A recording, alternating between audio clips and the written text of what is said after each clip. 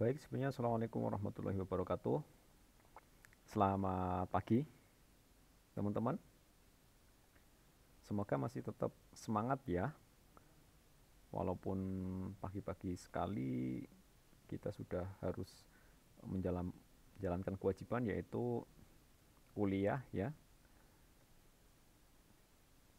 Pada pertemuan yang kelima ini kita akan belajar tentang apa? Pemilihan satu ya.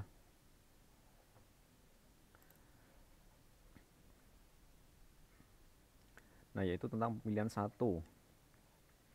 Nah, sebelum memulai, silakan.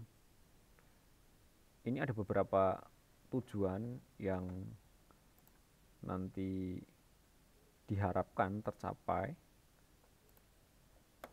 Yang pertama yaitu terkait dengan nanti teman-teman diharapkan mampu memahami definisi dan kegunaan sintak pemilihan satu. Kemudian yang kedua, teman-teman diharapkan bisa memahami struktur dasar sintak pemilihan satu. Dan yang terakhir yaitu mahasiswa mampu menyelesaikan permasalahan dengan membuat sebuah program Java yang memanfaatkan sintak pemilihan satu.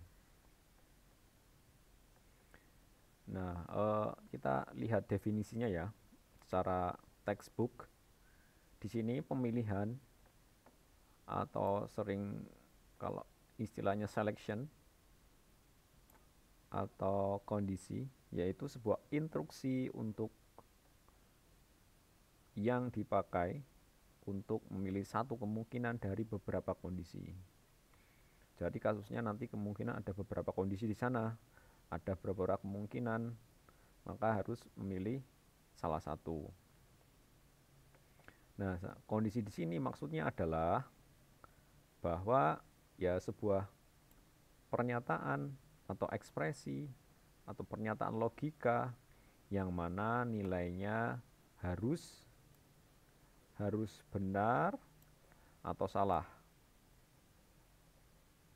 Nah, ini harus benar atau salah ya, tidak keduanya. Dulu kan kita pernah belajar tentang konsep algoritma, bahwa sebuah algoritma itu harus apa? Harus logis ya. Harus logis, tidak ambigu. Nah, ini berarti nilainya harus benar atau salah. Nah, itu definisinya. Silakan tidak harus seperti ini, nggak apa-apa, sesuai dengan pendapat, sesuai dengan pemahaman terkait dengan pemilihan atau selection.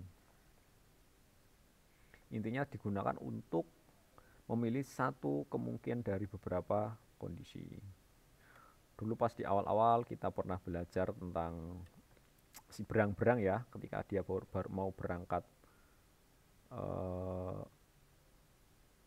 dari bangun tidur sampai dengan sekolah, di mana dalam salah satu aktivitasnya ketika mau berangkat ternyata cuacanya mendung ya. Apa yang dilakukan ya, ketika mendung dia gimana ya, ketika mendung dia membawa jas hujan. Contohnya seperti itu kemungkinannya ya, kemungkinannya. Nah, kemudian ini bentuk-bentuknya. Di sini ada beberapa bentuk yang nanti bisa kita gunakan. Ada 4 bentuk di sini yang akan kita contohkan. Yang pertama yaitu if. Kemudian ada if else if, dan else. Dan yang terakhir yaitu switch case. Nah, sebenarnya perbedaannya apa sih? If ini, if ya, kenapa? Nah, if ini berarti dia nanti hanya ada satu kondisi. If else berarti nanti ada dua kondisi. Kemudian if, else if, dan else ini ada n kondisi. Nah, berarti nanti akan ada banyak ya sekali ya. Dia n kondisi tergantung kebutuhan. Sama halnya dengan if, else if, dan else. switch case juga dia ekuivalen ya. Dia juga end kondisi. Itu yang sangat mendasar perbedaannya. Kalau untuk 3 dan 4 ini mirip, hampir ekuivalen. Nanti kita lihat seperti apa. Nah, oke, yang pertama yaitu struktur pemilihan if.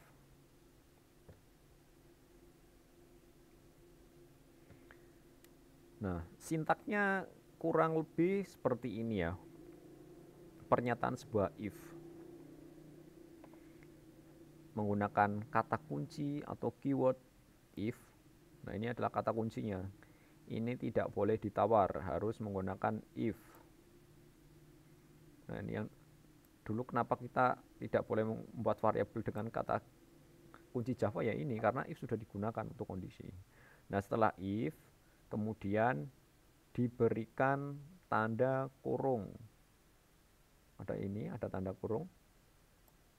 Ada tanda kurung, kemudian jangan lupa. Nah, karena ada kondisinya satu, nah kondisinya di sini. Berarti dia ada satu kondisi. Ada satu kondisi, berarti di sini ada satu kondisi ya. Ada satu. Nah, dan jangan lupa setiap sudah buka kurung harus diapain? Harus ditutup. Ini jangan sampai lupa. Nah, bentuk umumnya seperti ini. Bentuk umumnya.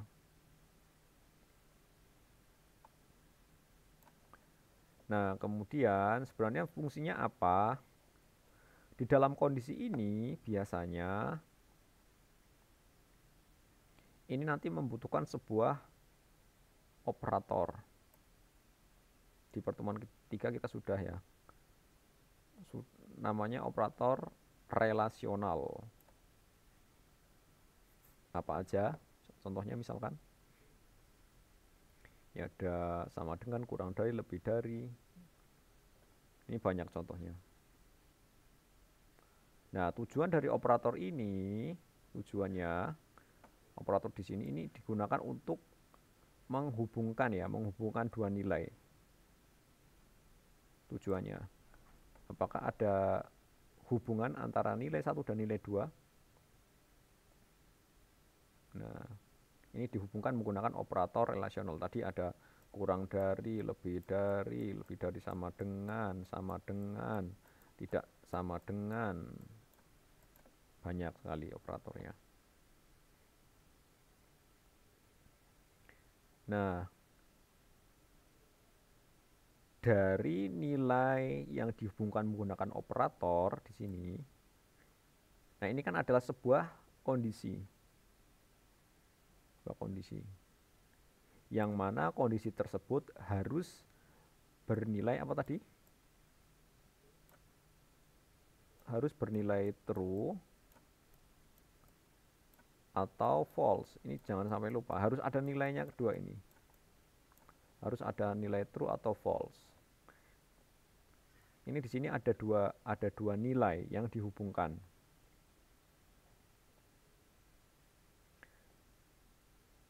Di sini adalah nilai ini biasanya ya terserah, nilai ini ada sama dengan variabel ya nanti ya.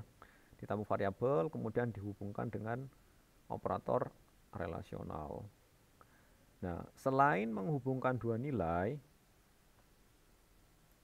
dia juga bisa hanya terdiri dari satu nilai.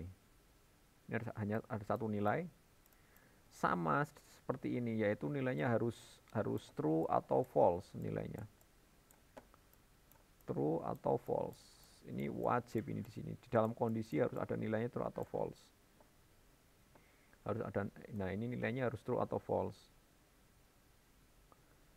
Nah, berarti kalau misalkan hanya ada satu nilai di sini, nilai ini otomatis nilai ini apa tipenya kira-kira? Variabel yang dia nilainya true atau false? Jelas ya, boolean ya. Jelas boolean di sini. Nah, itu untuk sintak pemilihan satu ya. Ada if, buka kurung, tutup kurung, kemudian di tengah kondisinya. Ini sintaknya tidak perlu menghafal, tidak perlu dihafalkan. Nanti kalau lupa, lihat lagi. Yang penting tidak perlu dihafalkan. Tapi konsepnya seperti ini ya. Di sini ada nilai yang dihubungkan menggunakan operator. Di sini ada 2 nilai, kemudian bisa dicontohkan dengan 1 nilai. Contohnya lagi misalkan 3 nilai gimana? Ya bisa juga. Berarti kalau 3 nilai ya if nilai, kemudian di sini ada operator, ada nilai lagi, dan di sini ada operator lagi, nilai lagi, dan seterusnya. Ini nilainya bisa banyak. Seperti itu. Ini adalah variabelnya atau nilainya, ini adalah variabelnya atau nilainya, ini adalah variabel atau nilainya. Kemudian di sini ini adalah bagian operatornya. Bagian operator.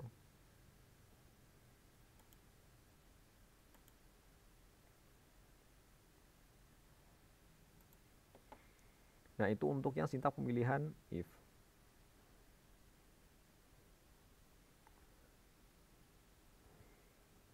Selanjutnya kita lihat bentuk umumnya. Nah, di sini ya tadi udah disebutkan ya. If kondisi pernyataan. Nah, kondisi ini nilainya kalau tidak benar ya salah. True atau false tadi sudah disebutkan. True atau false. False, dan bisa lebih dari satu variabel atau nilai. Nah, selanjutnya di dalam if ini ada sebuah pernyataan. Ada sebuah perintah yang harus dikerjakan ketika nilainya kondisi itu true. Ketika salah ya tidak dikerjakan. Oke. Nah, seperti yang telah kita ketahui bahwa untuk menggambarkan sebuah algoritma kita butuh namanya flowchart atau diagram alur. Dulu kita sudah belajar tentang simbol-simbol seperti ini, ada yang bulat, kemudian ada yang belah ketupat, kemudian ada yang seperti ini, ada yang kotak. Itu silakan dicek lagi ya. Nah, sementara untuk yang flowchart if ini dia bentuknya adalah ini tadi trapesium ya, tapi yang ini adalah belah ketupat.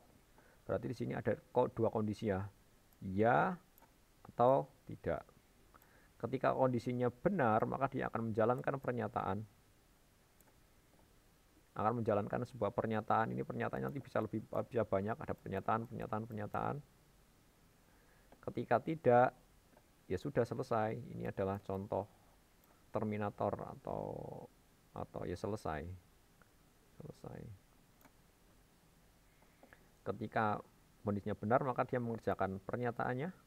Ketika salah, ya wis, jalan aja, tidak ngapa-ngapain. Itu untuk flowchart-nya. Nah, setelah kita sudah belajar tentang flowchart, kemudian belajar tentang teorinya. Nah, ini kita langsung lihat ya contohnya seperti apa. Ya, kira-kira di sini ini adalah salah satu contoh pemilihan atau if. Ada satu kondisi. Kondisinya ini ya. Ketika suhunya kurang dari 16 berarti dia menjalankan pernyataan ini. Ya, kita bahas baris demi baris. Nah, di sini ada import Java util, berarti dia nanti kita butuh pustaka yang memanfaatkan inputan melalui keyboard. Kemudian ada namanya kelas yaitu if kondisi, ini standar, ini bentuk dasarnya.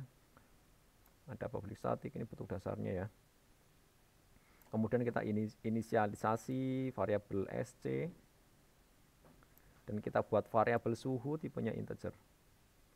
Kemudian kita buat tampilan di konsol, system out. Nah, ini nanti akan tampil. Masukkan suhu saat ini. Dan kita tangkap nilai yang dimasukkan melalui keyboard ke dalam variabel suhu menggunakan fungsi atau metode neckInt. Nah, ketika kita menginputkan misalkan 10. Ketika diinputkan 10, kira-kira apa nilainya? dicek 10 apakah 10 ini adalah suhu kurang dari 16? Ya, ketika ya berarti dia tampil, silakan pakai jaket. Kemudian 17. Kalau 17, apakah 17 kurang dari 16? Benar apa salah? False. Ketika false, berarti dia tidak menjalankan pernyataan. Berarti dia akan langsung ke bawah, tidak akan tampil apa-apa.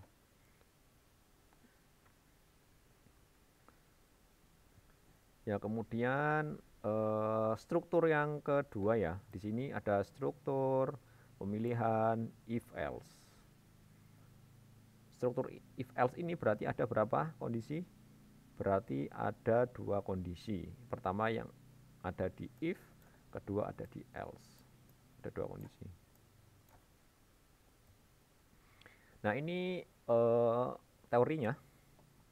Struktur pemilihan if else minimal harus mempunyai 2 pernyataan ya. Nah, pernyataan ini ya perintah atau instruksi ketika benar ataupun salah. Nah, di sini kalau misalkan kondisinya true berarti dia akan menjalankan perintah 1. Ketika salah selain itu dia akan menjalankan perintah 2. Nah, ini teorinya seperti ini. Nah, kita lihat flowchart-nya. Kita lihat flowchart-nya ya. Kalau sebelumnya untuk yang if, ketika benar dia menjalankan pernyataan atau instruksi. Kalau salah dia langsung bablas, dia langsung masuk ke terminator. Tetapi kalau untuk yang if else, ketika dia kondisinya benar, ya dia akan menjalankan ini pernyataan 1. Ketika dia salah atau tidak atau false, dia akan menjalankan perintah 2. Tadi ya, minimal harus ada 2 pernyataan di kedua kondisi. Berarti di setiap kondisi ini boleh lebih dari 1 pernyataan. Silakan ya. Ini juga maksudnya pernyataan ya yang dikerjakan, yang diinstruksi. Ya contohnya ya, misalkan kita mau berangkat ke kampus. Di sana kan, misalkan kondisinya hujan. Nah, pernyataan kan bisa banyak. Misalkan hujan, misalkan mengendarai mobil, misalkan yang punya mobil. Kemudian setelah itu berangkatnya lebih pagi, misalkan. Nah, membawa mobil berangkatnya lebih pagi itu sebuah pernyataan.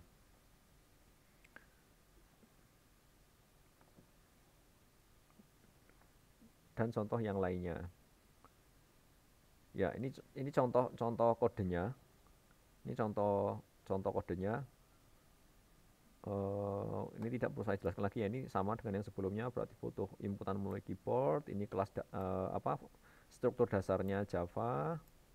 Dia ada scanner untuk meminta kita menginisialisasi variabel sc dengan kelas scanner. Kemudian kita mendeklarasi sebuah variabel namanya suhu, tipenya integer. Nah, kemudian di sini dia akan meminta inputkan melalui keyboard untuk memasukkan sebuah nilai, masukkan suhu saat ini akan muncul di konsol. Kemudian scneck ini untuk menangkap atau mengambil nilai yang diinputkan melalui keyboard oleh kita atau oleh pengguna. Di sini cek ketika suhunya 16. Nah, kalau yang sebelumnya kita lihat ketika suhunya 16 kurang dari 16 maka dia akan tampil silakan pakai jaket. Selain itu tidak ngapa-ngapain. Tetapi kali ini ketika suhunya kurang dari 16 sama ya, ini kita sama dari sebelumnya dia akan disuruh memakai jaket. Tetapi kalau misalkan selain kurang dari 16 berarti dia disuruh memakai topi. Ini adalah sebuah pernyataan atau perintah atau instruksi. Ini juga sebuah pernyataan atau sebuah instruksi. Nah, contohnya intinya pernyataan ini atau instruksi ya diakhiri dengan titik koma. dia diakhiri dengan titik koma. Blue. Nah, ini dia mengakhiri satu perintah atau satu pernyataan, titik koma. Titik koma. Berarti kalau misalkan nanti ada pernyataan lagi yang lain di sini, ketika sudah diakhiri titik koma, berarti ada dua pernyataan. Gampang ya.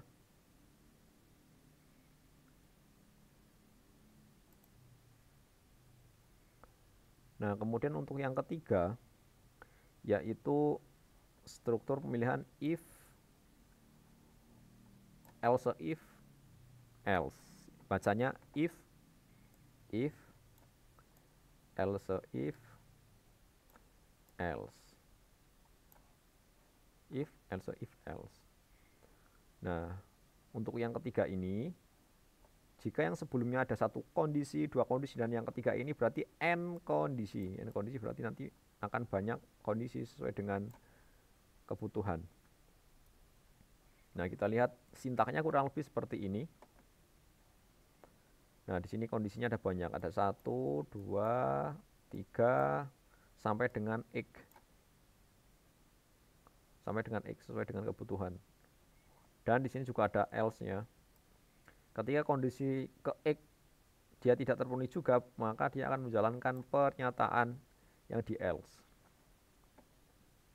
Nah, di sini ditulis pada bentuk if, else, pernyataan satu akan dijalankan apabila kondisi satu benar-benar.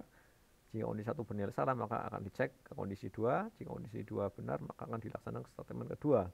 Dan seterusnya. Bawah. Artinya ketika kondisi satu di sini adalah nilainya true, maka dia akan menjalankan me. Kalau salah, dia akan ngecek lagi di sini kondisinya. Gimana? Kalau masih salah, berarti nanti dia akan melompat ke pengecekan kondisi di bawahnya.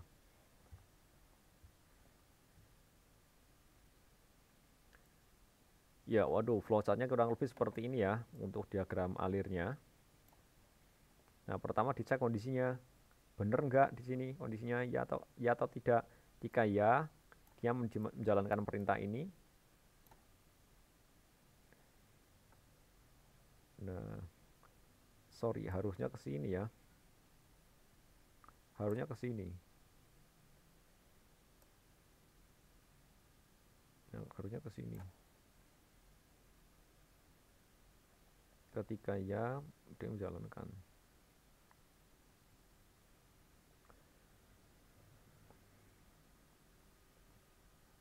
Ini juga ketika dia ternyata tidak, dia akan ngecek kondisi lagi.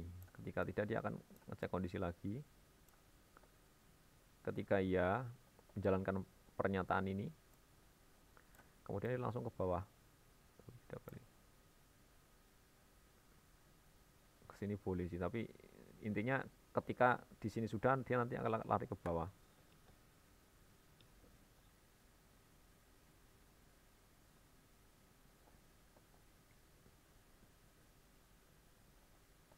Dan seterusnya ya, konsepnya sama. Ketika tidak, dia akan ngecek kondisi lagi. Ketika benar, maka menjalankan pernyataan dan dia akan keluar sampai dengan terpenuhi. Kalau belum terpenuhi, yang ngecek terus. Ketika dari pernyataan 1 sampai X tidak terpenuhi, maka dia akan menjalankan perintah default atau perintah yang lain.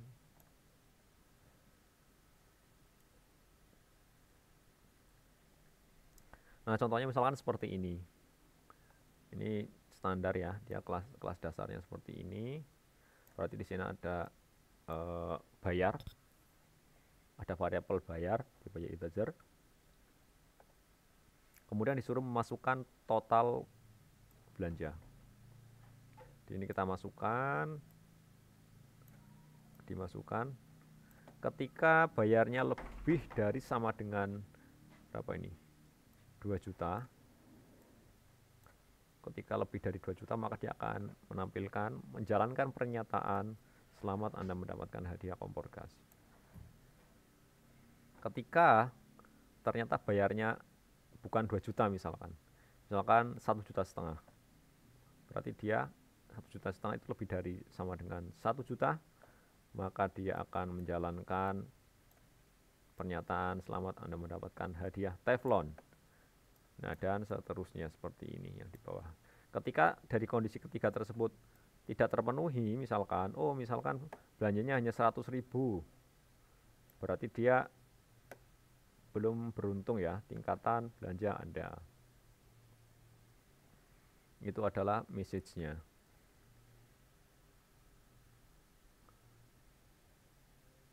Nah, untuk yang terakhir yaitu terkait dengan struktur pemilihan switch case. Nah, ini sebenarnya hampir mirip kasusnya ketika ada sebuah kasus yang kondisinya lebih dari 2. Itu bisa dikerjakan menggunakan if, else, atau switch case. Bisa bukan berarti gampang ya, artinya jangan-jangan untuk yang if, else itu lebih gampang, tetapi bisa menggunakan switch case. Sintaksnya seperti ini bentuk umumnya. Switch, kondisinya apa? Kemudian ada konstanta dan pernyataannya, apa yang harus diinstruksikan, begitu dan seterusnya. Dan tidak lupa ini menggunakan break ya. Jangan lupa break ini digunakan untuk berhenti di dalam case. Biar dia tidak lompat ke case berikutnya, maka dia harus diberikan break. Ya, nanti silakan dicoba ketika break ini dihilangkan apa yang terjadi. Nah, sama seperti if else, di sana nanti konstantanya bisa lebih dari 1, bisa banyak. Sampai dengan kondisi konstanta ke n. Nah, ketika di if else itu ada namanya else di akhir, kalau di switch case itu ada namanya default.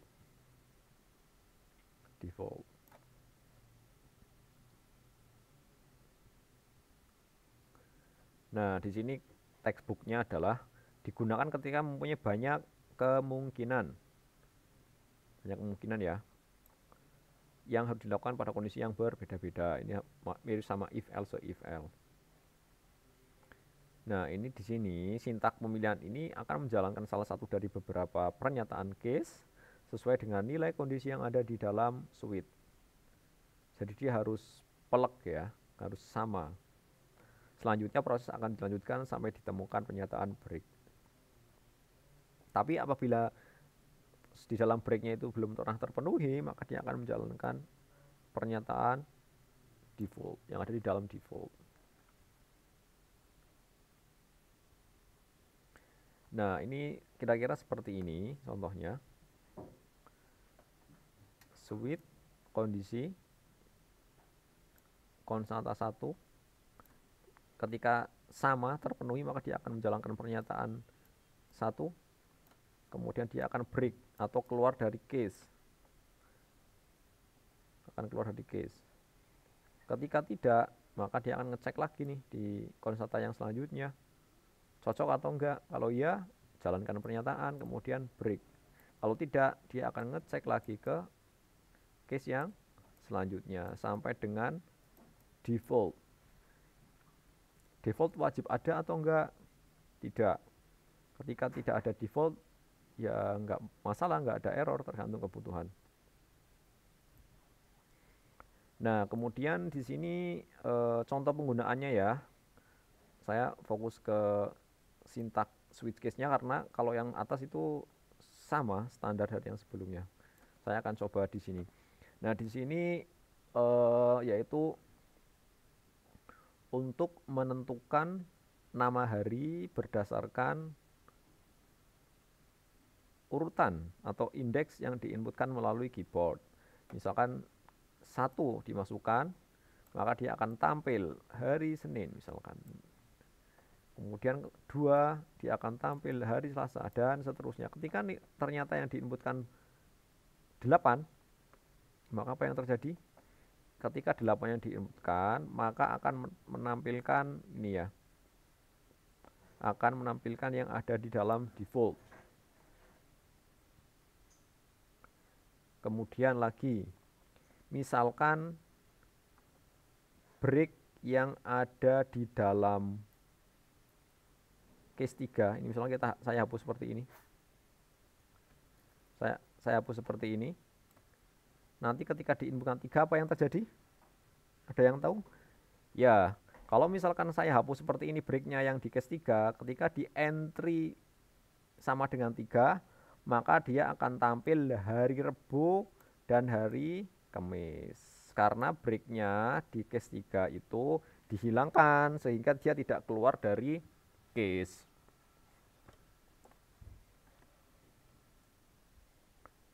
Nah, misalkan lagi, boleh enggak case-nya itu 1, case-nya banyak tetapi pernyataannya 1.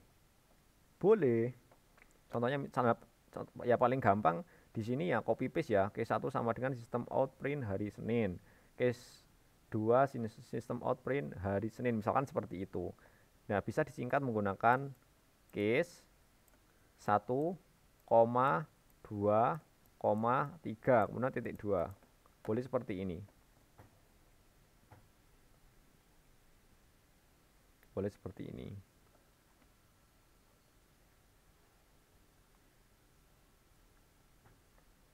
Nah, kemudian di sini ada namanya ternary operator ya. Ternary operator ini adalah pengganti dari if else. Ini pengganti dari if else. Kita lihat. Digunakan dalam sintaks pemilihan sintaksnya seperti ini. Kondisi, ada operator tanda tanya, kondisi nilai true, kemudian titik 2, kondisi nilai false. Jadi sintaksnya seperti ini. Kondisi, tanda tanya, ketika true dia ngapain pernyataannya, ketika false dia ngapain. Ini false,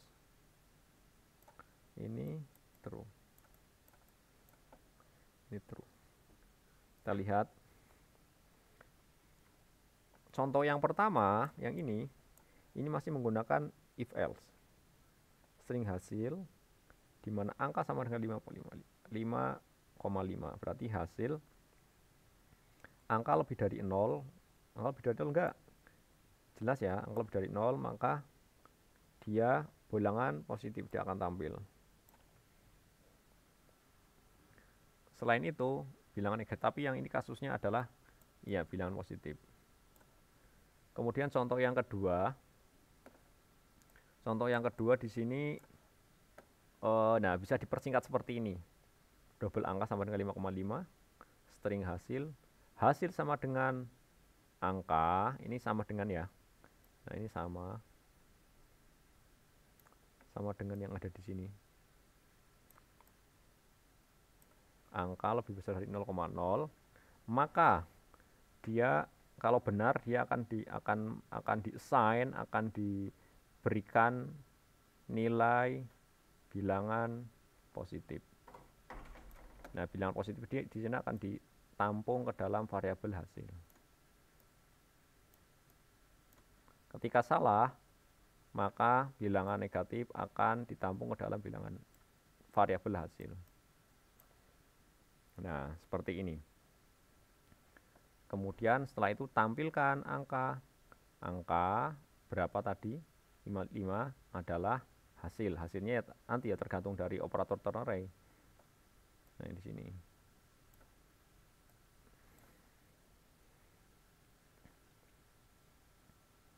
Nah, kira-kira seperti itu untuk yang operator ternary.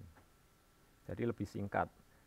Intinya, untuk menggunakan operator ternary harus ada 2 kondisi, wajib itu. Harus ada 2 kondisi. Contohnya misalkan, jenis kelamin, laki perempuan, iya tidak, atau siang malam misalkan. Hanya ada 2 nilai ya, siang malam, lelaki perempuan, kemudian iya tidak. Nah, contohnya seperti itu. Ada dua nilai. Nah, contoh kasus misalkan, contoh studi kasus. Di dalam aturan tata tertib berkendara kendaraan bermotor, maka terdapat aturan di mana orang yang boleh berkendara bermotor, yaitu orang yang umurnya 17 tahun ke atas. Kemudian kita coba buat flowchartnya seperti apa untuk melakukan pengecekan apakah seseorang tersebut lebih dari 17 tahun atau enggak.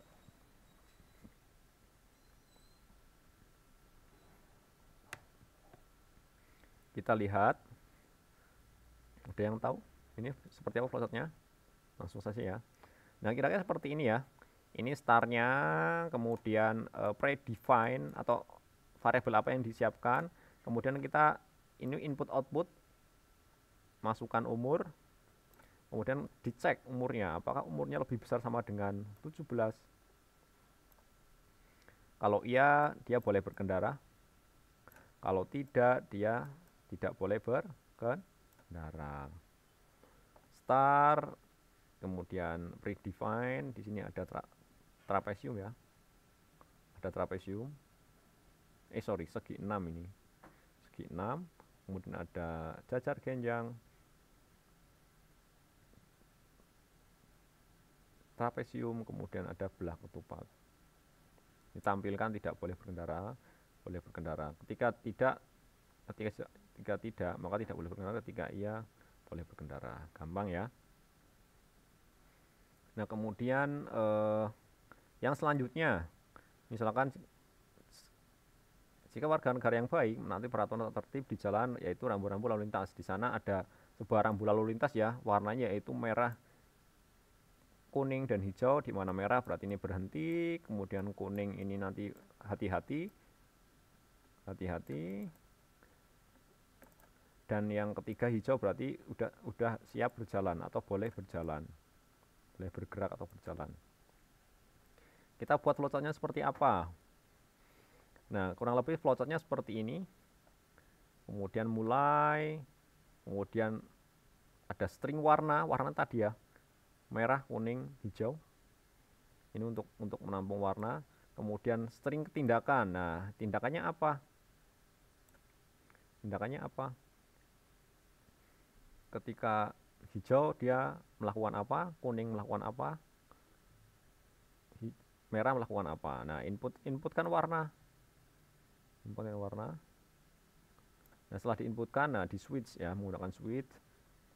Apakah merah? Maka dia kalau ketika merah berhenti. Oh, tidak. Dia di case lagi. Apakah kuning? Tidak, misal. Jika dia ya, oh berhati-hati. Tidak, ternyata hijau. Oh, hijau ya, berarti jalan terus. Tidak ngapa-ngapain. Di sini tidak ada tindakan apa-apa. Gak mungkin ya, lampu berarti mati lampunya ya. Dia tidak ngapain, tidak melakukan apa-apa, berarti oh ya biasanya kalau di Indonesia ketika mati ya jalan terus. Defaultnya jalan terus. Nah, kemudian setelah itu dia outputnya melakukan tindakan. Nah, oke, kurang lebih seperti itu ya materinya terkait dengan pemilihan satu. Terima kasih atas kesempatannya. Selamat menonton, semoga bermanfaat.